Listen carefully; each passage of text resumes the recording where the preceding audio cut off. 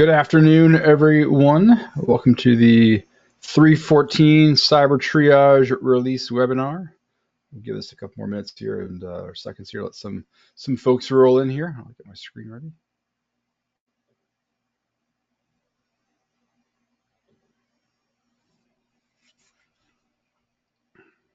All right, let us begin. I'm Brian Carrier at Sleuthkit Labs. This is the Cyber Triage 3.14 release webinar. Usual format here. We do these every release to give everyone kind of an opportunity to see the new features that are in there, ask questions, provide feedback, all that good stuff. So this one's actually a heavy demo. Usually we do sometimes a bunch of slides. This is a lot of demo, but we will get to this. There's a couple other SKL folks here on the line. Any questions at a time, plug them into the Q&A section on the webinar app. Use some emojis if you want to, but again, this is your chance to ask us any questions and provide any feedback you guys have. All right, so key features we're going to cover today. A new UI. Those of you who have fired up, you'll see a bunch of new UI features, some encryption changes, Hayabusa, reference dates, a whole bunch of other stuff. And then, of course, Q&A for what comes up. As usual, right, we're covering some key high-level things here. This was a long release for us, if those of you can count. It's been 5 months since our last release. I hope most of you can count 5. But it's been a while since the last release, so there's a lot of stuff in here. But as always, docs.cybertriage.com at the history section at the bottom has the full listing of all the stuff in there. First thing you'll notice if you're looking at the screenshot is 3.14.1. We did send an email out yesterday, I think it was actually, about this. This came out last week that we released actually for some of our customers who had problems with this, but there were some edge cases depending on if you'd missed a few versions of Cyber Triage. The upgrade had an error in that. If you've been kind of going every version, you didn't see this problem. So if you haven't updated yet, grab 3.14.1. If you did upgrade and you have no problems, don't worry about it. You can ignore 3.14.1. This is really just if you had skipped a few releases and are trying to go from an older version to the new version. All right, we're just going to jump into demos and going through these things. In various versions of this webinar, we've done more of slides and demo. We're going all demo this time. So I'm going to pull up the new Cyber Triage. You know, I meant to be back at this window. All right, so quick little overview here. First thing that we're going to talk about that is new in this release, a bunch of things around the options panel. So this demo, I'm going to go kind of like run a case, and we're going to kind of see the new things that are in there. So first off, options panel. First major change you'll notice is the options panel looks entirely different. Is this left-hand side now? This new menu to find things. They're grouped based off of collecting, analysis, reporting, integrations, etc. So easier to find than the tabs we had before. And same kind of content in here, just looks a little different with the left-hand side menu versus the tabs and such. So easier to navigate. Let's go through a couple of key things that are new, our new option panels. So as we go down from top to bottom, this new one, collector encryption. So what this is our collector. So we've got a single executable collector that can run on the remote system, collects data, brings that back. There's a bunch of ways to get data back, one of which involves data gets saved to a file at some point, and then kind of copied over to your system to import. There's other methods where it goes right over the network, but others, they go to file. So what this feature does is allow you to use a public and private encryption key for that data. So while it's stored, while it's at rest, it can be encrypted and only decrypted once it gets back to this Cyber Triage instance. Now, those of you are thinking for a while, like, there's a password feature, and there still is. That still exists. If you want to have the person doing the collection type in a password and then have the receiver also have a password in, that still works. This is just a little bit easier, right? This is less error-proof or error-prone, whereby if there's a typo with a password, that typo needs to be entered as well to decrypt it. So this is more reliable. So the way you do it is you go to here, say collector encryption, you type in or hit the create key pair. This is going to tell you are responsible for the backup key. right? Or for kind of the keeping the private key, right? If you push this collector out and it encrypts that data using the public key, and you bring it back in, and you've wiped this system, or it's crashed or whatever, you got rid of it, various things, you can't decrypt that, right? So you should have a backup copy in case the system kind of goes kaput, on there. So this is you're saying you acknowledge you're responsible for the backup. You choose where to put it. So this is kind of taking the approach of like your two-factor authentication recovery keys. Of we're going to make sure you have a backup. So put a folder in here. I'll just pick my C drive. It's going to make a key pair. We're now all set. So they're in that folder that we created. We do use there's a certain naming convention in there. We do use that. It's got the fingerprint in there so we can keep track of some of these things. So we just ask you don't rename it. But if you don't rename it, it's really easy to import back in later on. So you can now see here, this is my public key fingerprint. You can import and export here. So if you do have that backup pair, or if you want to share public and private keys amongst all of your CyberTriage instances, you can import those from those systems. You can delete them from here, etc. So basically, if you want to use this feature, come in here, set up your keys, and then later on, when you extract the collector, right, when you go up here, hit the extract collector like always, it's now going to save that public key to that folder, and the collector will use that from then on. But otherwise, it's pretty transparent after you just come in here, make that button to make your own key pair. It is standard RSA, public key encryption to 4096, I think it is. It's in the user doc of all the specs for those of you who want to know what we're doing here for encryption. So that's option one, or that's change one in the new release. As we scroll through here, there's a new Hayabusa entry. Hayabusa is a open source forensics tool. It's pretty cool. You run it on a bunch of event logs. It makes alerts, flags you to certain things. We are now running Hayabusa in our pipelines for data that's coming through. It's pretty cool. For most users, there's nothing to do. Like you just kind of run Hayabusa, you run CyberTriage as normal. It's going to run Hayabusa. You'll see the results. Nothing for you to do. But if you really want to, if you want to go in and start tweaking and changing some Hayabusa rules, if you're kind of a Hayabusa power user and you're super excited now that you don't have to do a separate step, but you want to tweak some things, you can come in here. This will point you to the configuration folder where there's some things in here like exclude rules and custom rules and things, so you can do your own version and change those things. But most people, we expect, are not going to be poking around here. But if you do, you can. All right. Third new thing that we can see from the options panel, baseline hosts. So use case for baseline hosts. This is basically if your environment has a gold standard set of images, right? You always have the same set, OS set, configuration set for laptops and servers and such things. You can configure those in here as gold images as a baseline host. And then anything in those hosts moving forward will not get flagged as being suspicious or bad. So this is a way of basically saying, hey, these files, these trigger tasks, these processes, these whatever, they are normal. They are basically good, right? I don't want to see them in the future, even if they're a little bit funny looking. You put them in here, they will get suppressed moving forward for bad and suspicious. It's been a common request for quite a while. So how do you do it?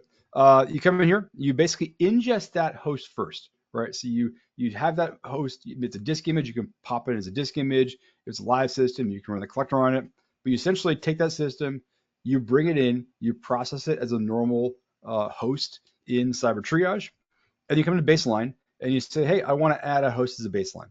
So then you can pull down your incidents and you can pull down a host, and this is now considered a baseline. Give it a name. This is now a baseline host.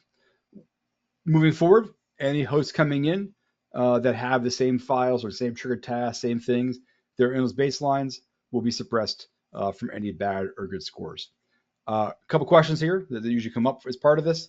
You can't pick and choose these things, right? This is basically the theory here is if it's good on that laptop in your environment, it's good on all laptops in your environment. So this is not a feature to show a delta or a diff on knowing exactly from this image what changed to this image. This is really more of a, if it's good, if it's somewhere in your environment as part of your baselines, it's good. and we're going to suppress that for moving on.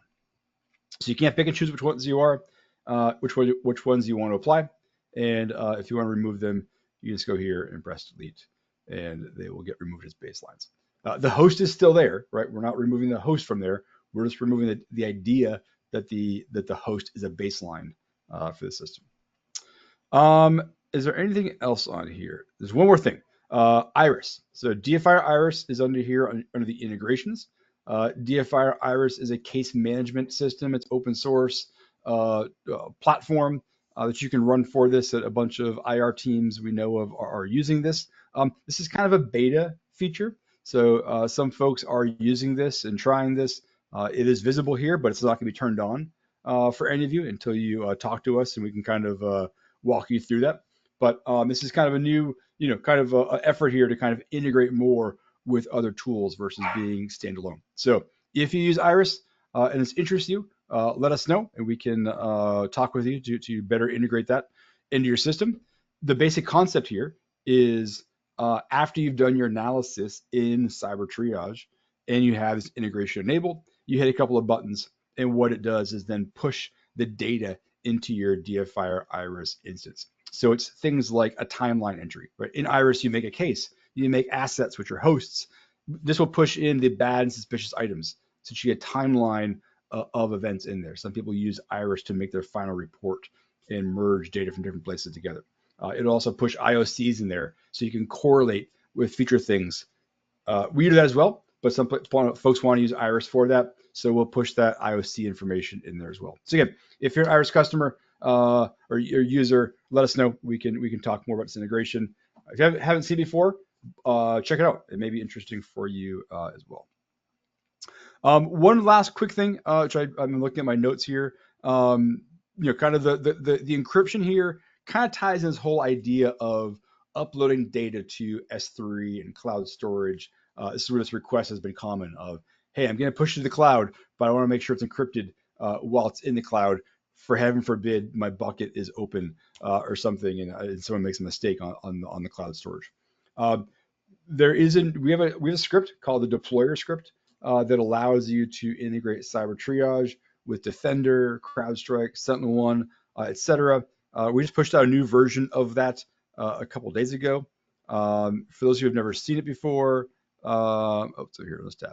If you go to our website, cybertriage.com platform, and this EDR PowerShell script over here, you can get this script, right? So there's a link here. You can fill it out, and this will send you the deployer script. That's a PowerShell script that you can put into your Defender, SentinelOne, CrowdStrike, and download that and come and it collects and sends data back to S3 or wherever you want. There's a Velociraptor script that we have waiting. We just need to bundle that up and send that out as well. So if you are a Velociraptor shop, you can also easily in the future here use that as an agent to push out Cyber Triage to grab data and have that sent back. So if any of that stuff is of interest to you, let us know. We can help you out with those integrations. All right, let me go back to here. So that was it for the options panel of things that we have on here that are new. If you have any questions about those things, if whatever I said doesn't make sense, feel free to pop in there and let me know. There's a question here on, will you upload the stream later? The stream. Trying to think of what stream it means here in this use case. If you want to re-clarify that on what you meant by stream, that'd be great, and I can answer that. So. All right, so other kind of key theme here. So that's one thing, right? So that's the options panel. One other key thing here that you'll see here in a bunch of the methods for adding a host. We add this concept of what's called the reference date. So all of the panels where you can add data into Cyber Triage allow you to specify what we call the reference date. So the reference date is important because Cyber Triage, we assume that you are running some analysis on hosts that recently had some suspicious stuff going on. And so we prioritize or kind of value recent activity over stuff that happened like a year ago, right? Or even 6 months ago. So the idea here is that if for whatever reason you kind of came late to the game, right? And you guys get involved with the investigation that the incident really happened like 2 months ago or 3 months ago, right? Maybe there's an IR team that came in first and they did some bad stuff or didn't really do whatever. You guys come in again or whatever. But the basic idea here is like, how do we get some level of reference point to reset that idea on what is the reference point for recent? So for most of you, in most cases, you are not going to touch this, right? Because by default, we use the collection date as the reference date. And in disk images, we do things like look at the page file or hyper file, right, of kind of OS files that get updated as the computer ran. And so even if it's a raw DD image, we aren't entirely sure when it was collected. We say, hey, the page file was on May 1st. We're going to assume the collection was on May 1st as well. So for a bunch of things, we guess what the collection date is. This is basically saying, hey, you know what? Even if you collected it yesterday, but the incident is actually from March 1st is when we think it happened, you can go in here and you can plug this in and say, hey, you know what? Use March 1st as my reference date. And then we will use any of our analytics and things that are about like 30 days plus or minus 30 days. We'll use March 1st as our reference versus today as May 15th. So that's the main idea of this. Again, most of you will not use this, but this is here for those of you who are coming in and need to kind of bump this date back. If the day is 1 or 2 days, don't worry about it, right? If you come in 3 days later, you don't need to change this. Our windows here are usually around like 30 days. We consider recent, sometimes 45. So it's not going to make that a huge difference if it's 27 days versus 30. This is really more of if it's more than a few weeks. This is when you should really focus on changing this. So all of the panels have this idea on here. Again, most of the time, focus on collection date. That's what this is if you're seeing this and having questions about that. All right. Question. So question here is the clarifying that question. This is recorded. So once this is done, a few hours from now, you'll get an email with the recording of this if you have to bail out a little bit earlier. All right. Question here on the reference date on the collections. The one I showed you was about Cyber Triage file, which is bring that file back in. They all have that as well on the collection side. So there are some of our date references we use here are about what we collect, right? Because we don't want to collect everything. We want to collect a subset of things. So during collection, a reference time is important as well. So even things like disk images and whatever have this idea of a reference date. So you can say, hey, I want to make sure that we're going back, this date as part of the collection as well. So, good question. All right, so those are other new things, right? On kind of as we're working through our workflow of how to add data into the system. I'm going to open up a host that I already added, just because nothing has really changed there. I don't want. I'm going to play the cooking show approach here of pulling out an already baked thing from our oven here to save time. So this is the biggest change in terms of 3.14 is this new UI layout. In terms of like your changing of behaviors for that. So the biggest thing you'll notice now is just this overall opening screen is different. But navigation wise, let's first focus on this top part, right? So in 3.13 and before, there wasn't this menu here, right? So if you look at our breadcrumb, we have a host open, right? We start the welcome screen, we open an incident, now we have a host open.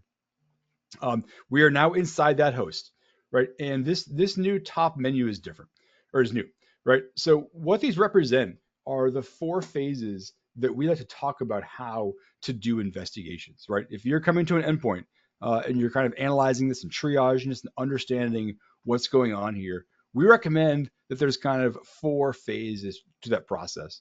And that's what these represent here. So phase 1 is summary, right? This is basically the first thing you should do when you get to a new host is some kind of basic orientation, right? What am I looking at, right? Is this new Windows, old Windows, been around for a while, brand new, used by one user, used by 100 users, crazy new processes, nothing has changed in a while, right?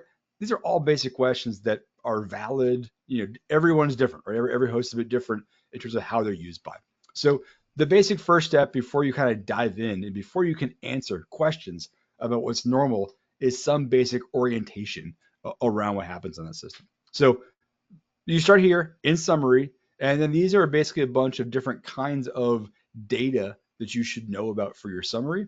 And so the intention here is that you log in here, you open this up, data comes in, summary eventually populates here, and you can spend a couple of minutes here understanding a basic orientation about this system.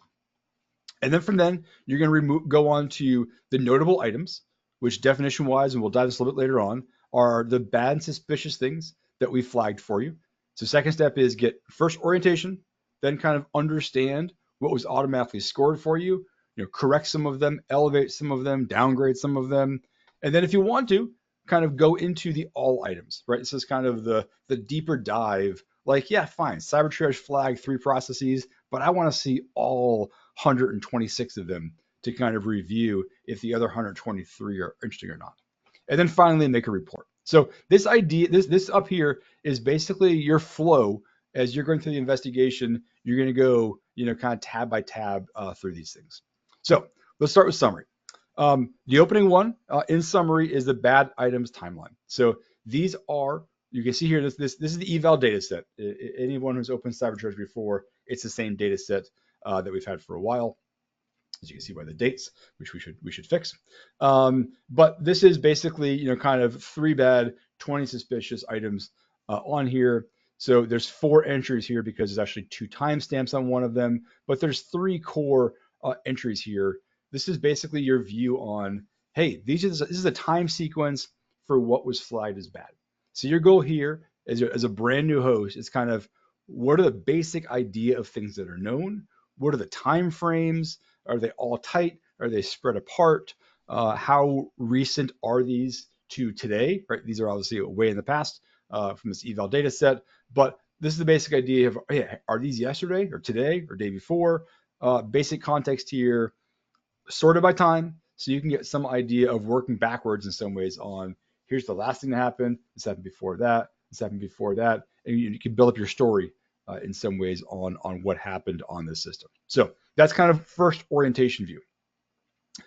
Second is tactics. This is a brand new interface here. The basic idea here is mapping all the bad items to a MITRE attack tactic, right? Which are higher level. It's like 15 or 16 categories of tactics, things like execution, persistence, escalation, data exfiltration, lateral movement, all these kind of phases and categories of an attack. And the basic idea here now is that if there's a bad item that maps to one of those tactics, you'll see that in here. And so this is a quick way for you to see, all right, I came to this host. I'm now trying to find out what's known on this. You can identify like, all right, there was some bad stuff that was run. There appears to be some persistence on here. So they have a way to get back in perhaps with this. And look, they at least try to get some privileges here on this it's as well. So if there's exfil, you'll see that here, right? So this idea here is basically trying to give you a quick orientation here on kind of what categories are known, on that system. Tab 3 here is OS information. Hey, it's Windows 10. It was installed, a few years ago. I had a C drive. These are the host names, IP addresses, basic things here, right?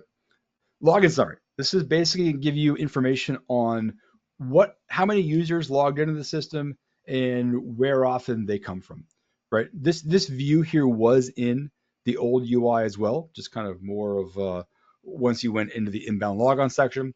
So this is going to tell you, in this case, like how many users have been coming in inbound wise. So in this case, it's just J Doe, right? And it's coming in from the same computer all the time, for the past year. Good.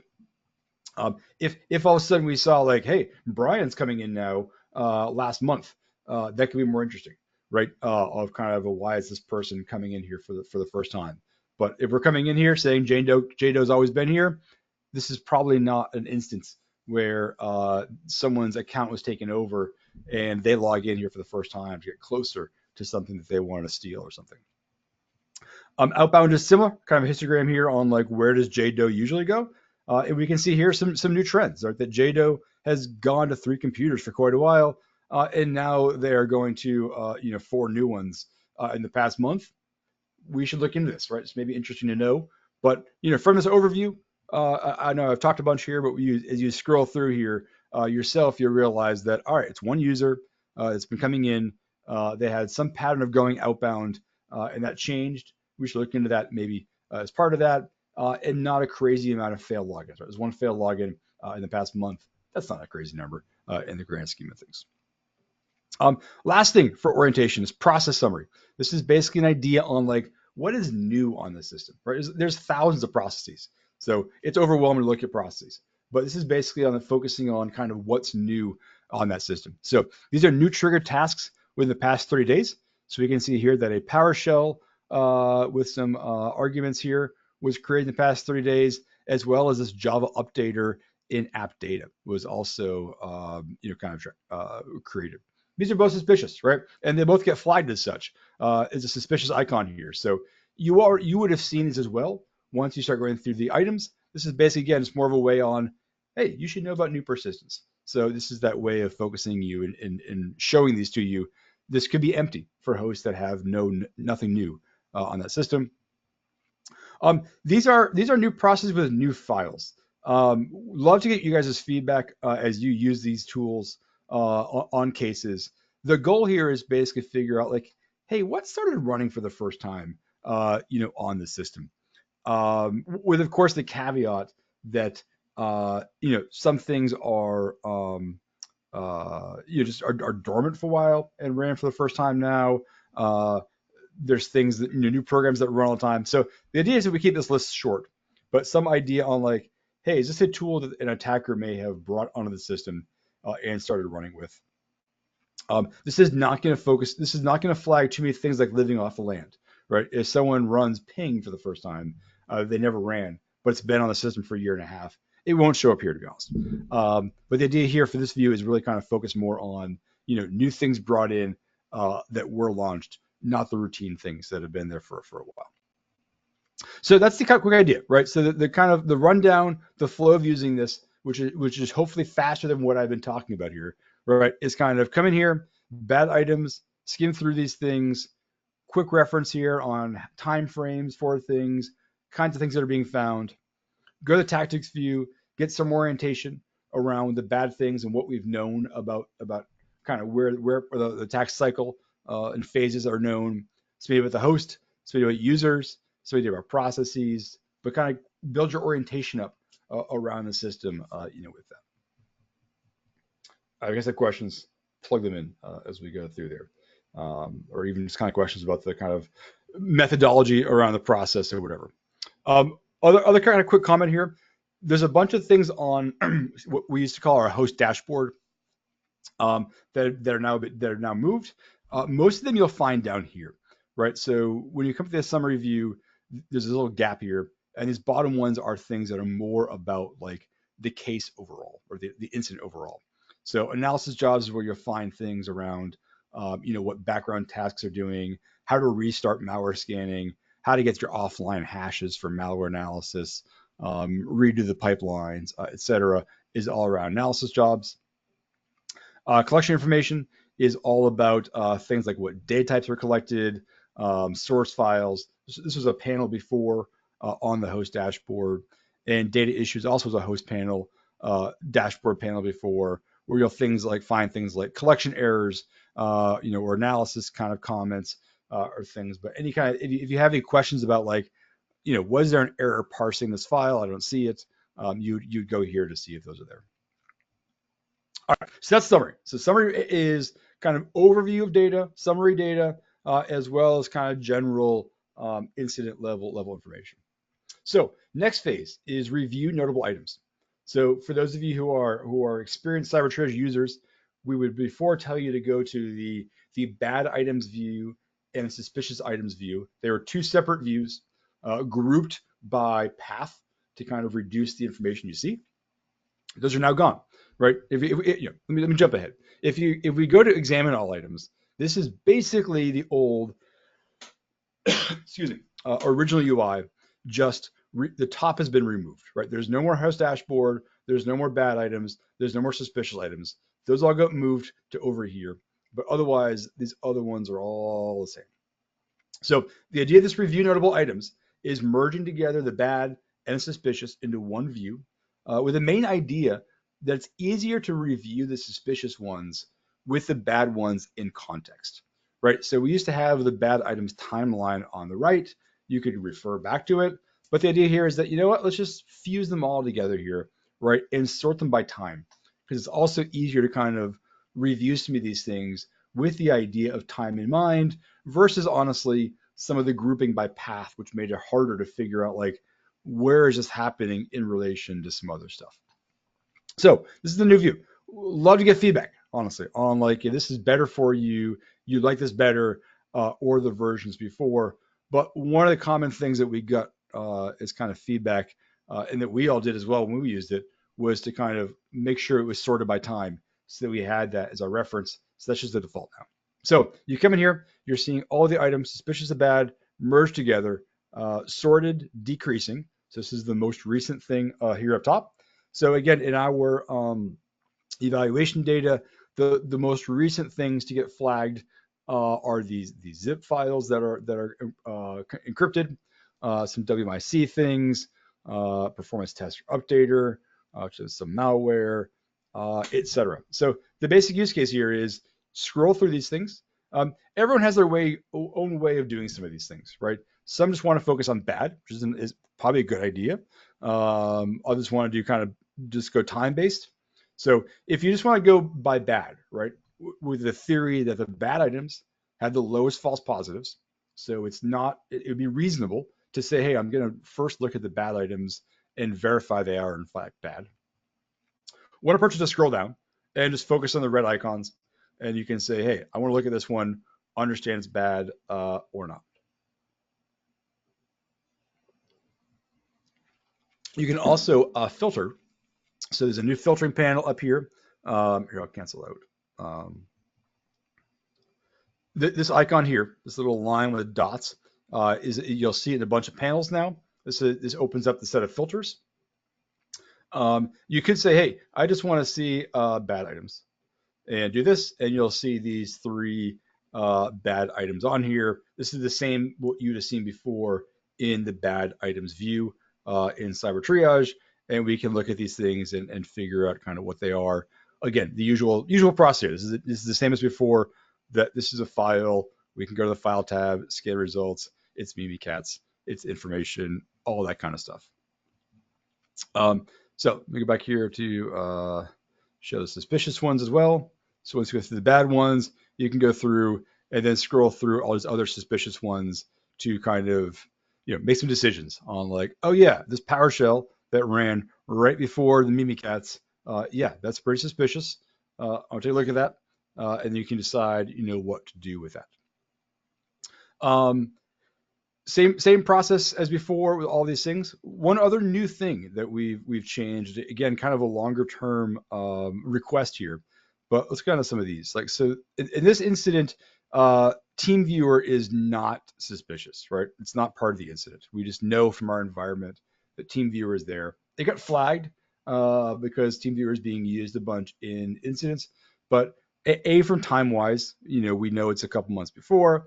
And just in knowing the environment, it's fine. So this is actually a bad example, but so in this case, like we don't want you to keep it suspicious. We want you to downgrade that so it's not shown in this table.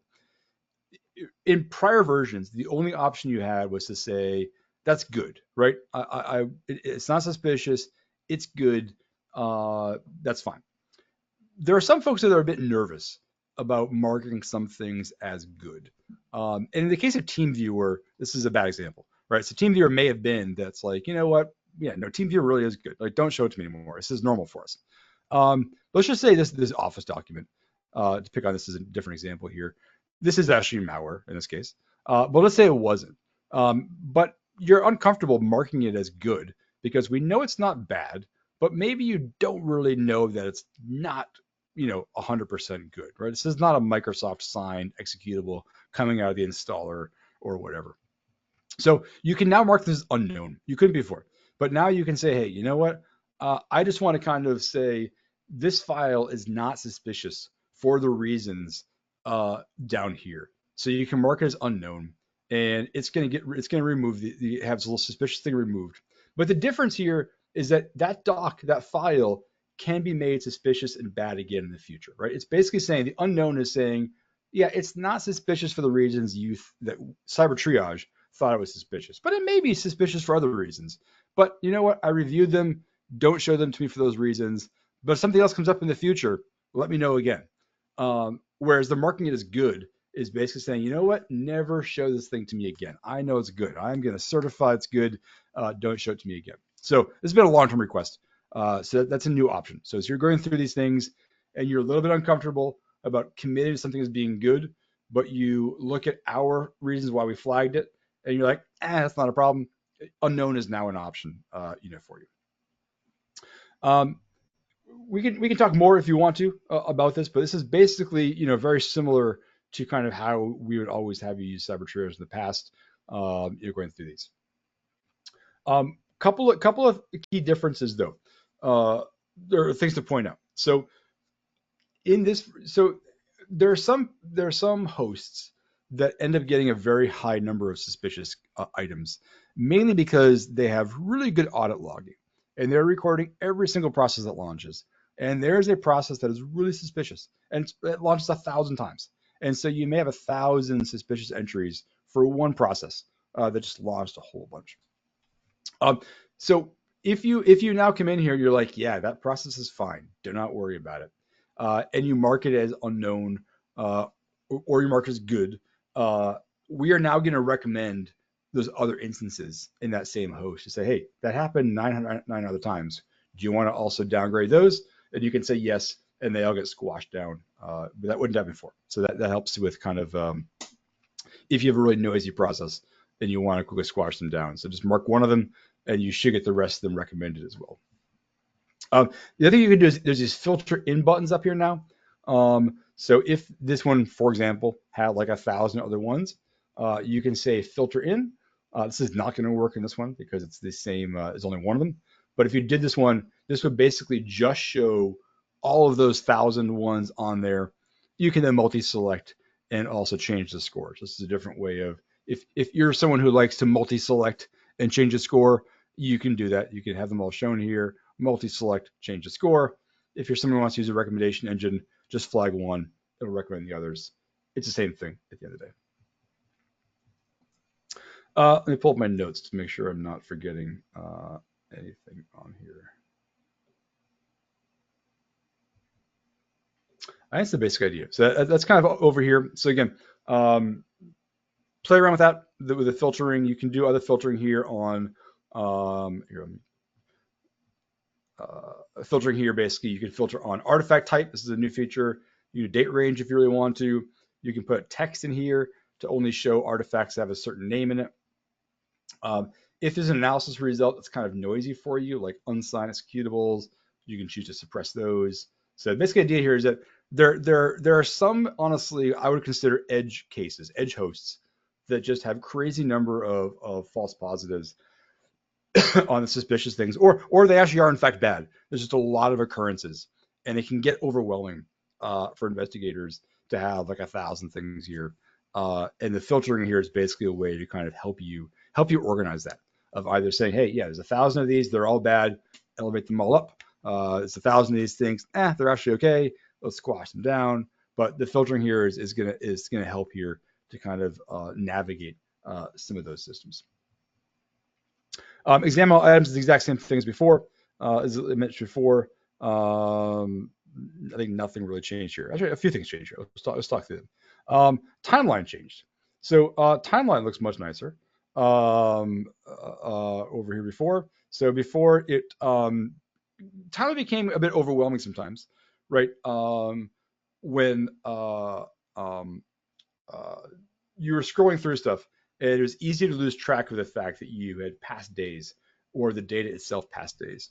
So there's this new kind of separator or headings on here to kind of give you some ideas on this. So as you're scrolling through and you jump into here, let's see how long it takes us to get to one. We should see here at the top here. We're at 2 o'clock. We got ways to go. But see, it just jumped over, right? So as we're scrolling through these things, it becomes a little more obvious, as we're doing this, right, that we changed the date as part of this. So there's a bunch of kind of UI changes that we changed on timeline to make it a bit easier to navigate. But the same basic techniques here, right? And we can go from here. We can start from the review notable items view. We can right click on this, and we can say view and timeline, and that'll bring us over to here, much like before. And we can now kind of go through and figure out, all right, what else happened on the system before and after this item, and kind of do our investigation from there. These arrow keys work across these tabs. So if we poke around in timeline for a while and say, hey, you know what, I want to go back to my review notable items, you can back arrow and it will bring you back into the review notable items view. So again, these top level things are really meant to be kind of more of phases in your investigation, but it's obviously expected that at some point you'll jump back and forth between them. It's not entirely a linear process, but it is intended. You start here, you go here. Some folks may never go here, right? And then a report if you want to report. But lastly, we'll stop here, and then we can answer some questions that popped up. But this is the report section. This is the same that was on the dashboard before. The same types on here: HTML, Excel, JSON, etc. Just kind of laid out here as a final phase. Hit generate, and makes the report just like before. And I think that's it for kind of new features that we have on here. So if nothing else, I'll take a couple of questions here, plug them in, and we can see you next time then. So what do we have for some questions here?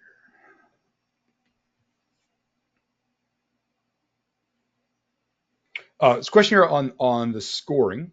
It's a question here on is flagging something as unknown if that impacts any of the good lists or bad lists or kind of future propagation and all that kind of stuff. It's a good question.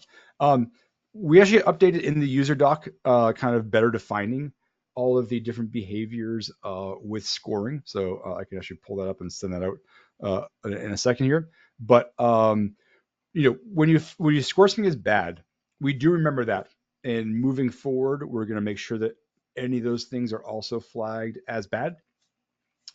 We don't have the same behavior for unknown, right? Because unknown is usually being used here for things that are a bit suspicious or things that whatever that we want to make a call on. That may change in the future, but as of right now, if you mark an item as unknown and you see it again, it'll probably get flagged for the same reasons. You can mark that as unknown. We'll figure that out maybe moving forward. The subtle difference there is that it's a different kind of concept that we're basically saying that like this file should not be considered suspicious because of like it's unsigned, but it may actually be bad. So it's a bit more nuanced here, and we really don't want to make sure that we are suppressing things from you guys that you want to know about. So this is a little bit more on the fuzzy side in terms of what we should do with those. There's a question here on the Iris integration. So just let us know. Send an email to either support or sales, and we can get you the information for the Iris integration. And what I'd say is, as a follow up, right? If you have other case management systems that you use that you want to push data into, I know we've been having some discussions around like Splunk, about pushing IOCs into Splunk and other kind of platforms. Let us know. Where integrations are going to be a theme for us this year. So having that list of what our customers are using is always good to help us kind of prioritize and sort those things. All right. So with that, let me pull up kind of our slides here. 3.15 is being worked on now. it's very team focused, very team version focused. There will of course be some other miscellaneous things, but there's a lot of big team based things. So one is importing data from Windows Defender for endpoint. So if you have a Windows Defender EDR deployed and you want to be able to leverage the 30 days of data that's in there, it can be very powerful. We're going to import that data in and eventually merge it with our collector data to kind of give you what the EDR saw, plus kind of other data that we can pull out that system, merge it together, and give you that complete view. And then we'll do other EDRs as well. Role-based access control, which has been kind of a long-term request from some of our, you know, places that have various security controls in place that they don't want to make. They want to make sure that with the law enforcement or just a big enterprise, to make sure that not everyone can see every case as part of that. So that's going to be coming out for team, which we're going to make sure that those of you who don't care about that don't have to have extra burden by that. But if you do want to lock things down, you can lock things down. So that will be coming out as well. And there's a theme this coming year, excuse me, to move everything towards being a web app. And so you'll see more about that throughout this year and how we roll that out. Um, just to, the current idea is that this is going to be the biggest change for the team customers, where they won't have to have clients installed in every system. This makes upgrading easier and deployment easier for things. And the idea is that the standard desktop users, this will be transparent, right? We're going to use the platform, so you don't have to explicitly launch a web browser and launch a web server, but it's going to be kind of the same underlying code as part of that. So first step of that is that the options panel and team is going to be all web app based. This makes managing a server much easier. You'll be able to just install the server as a service and then use the options panel to make changes as you go there. So we're very excited about that. Plus a whole bunch of other kind of smaller stuff. But those are the kind of the three major ones, which are all very team focused for 3.15. So with that, if you have any other questions, feel free to plug them in. Otherwise, send questions to support, and one of our folks there will get back to you.